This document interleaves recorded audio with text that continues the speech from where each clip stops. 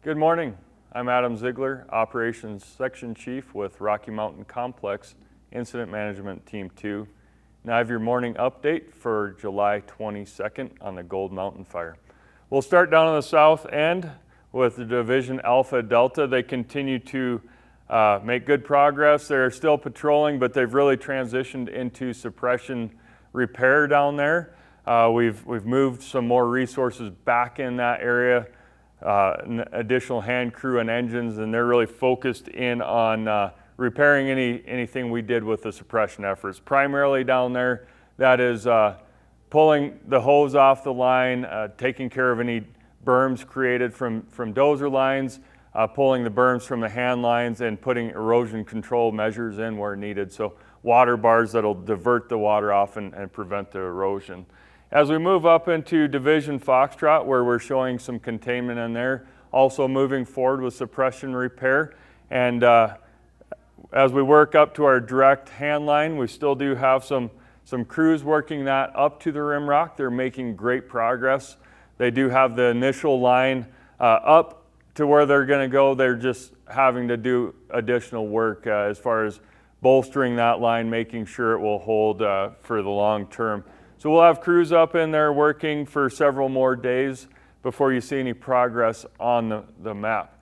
As we move further forward at the north end of Foxtrot Hotel Kilo, that's shifting over to suppression repair.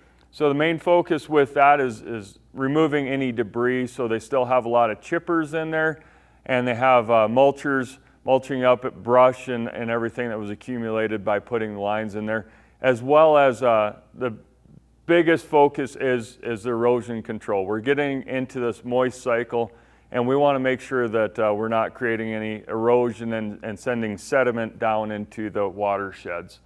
Moving into Division Papa, they continue to remove the debris created from that line construction.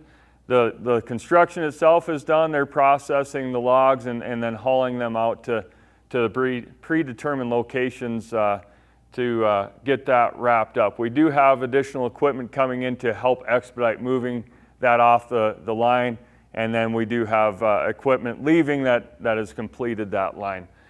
Down to Division Romeo, making good progress on their East Fork project down there, continuing to stretch hose and sprinklers into the wilderness.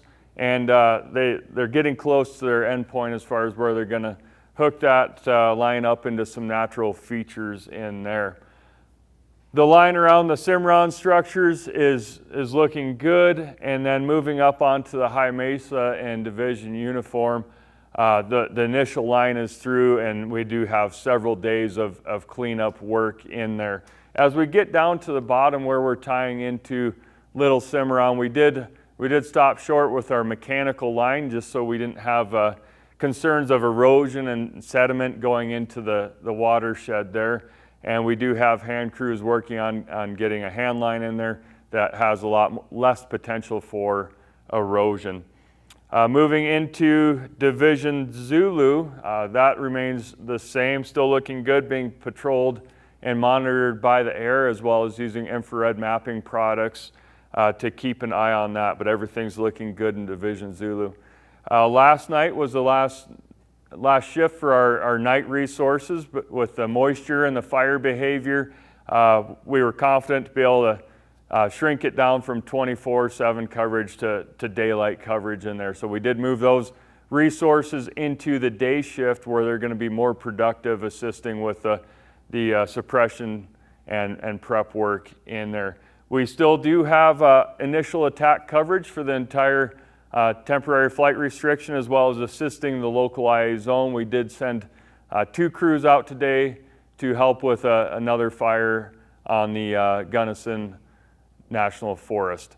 With the weather, we are definitely paying a lot of attention with the increased moisture and with the terrain and burn scars we do have. There is that flooding potential. We're working with the county, and then also making sure that our firefighters are safe. And so they may have to start pulling off the line a little early so we don't have folks getting stuck in the mud and in bad locations in there. That is the end of your report. Have a good day.